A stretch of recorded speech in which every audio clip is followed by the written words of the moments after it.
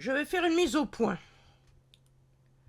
pour dire que quand une mauvaise compréhension donne appui à une théorie farfelue, et cela parce que l'on part d'une conviction préalable bien ancrée, cela pose problème. Il s'agit du passage de la sourate 51, Zariyat, au verset 47. Il est dit dans ce verset que le ciel a été créé de manière indestructible, bi aïdin. Le ciel était représenté à l'époque comme servant de réservoir d'eau à travers la descente de la pluie. Le caractère solide du ciel faisait partie de la vision qu'on avait du ciel, car il ne s'agissait pas que l'eau s'écoule en vain et se perde sans être utile aux hommes sur terre. La solidité du ciel se dit dans de nombreux passages, comme dans la sourate 78 au verset 12, avec l'adjectif shidad, solide au pluriel, qui s'applique aux 7 étages du ciel. Le ciel en 7 étages, c'était la représentation commune et ancienne du ciel à l'époque sur les terres du Proche et du Moyen-Orient. Dans le Coran, la construction solide du ciel est présentée comme ne pouvant s'écrouler sur la tête des hommes.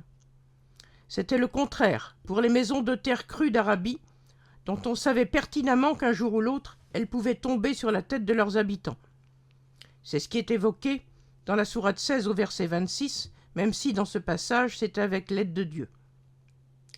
Concernant la suite du verset 47 de la sourate 51, il est dit du divin qu'il est Moussi'a.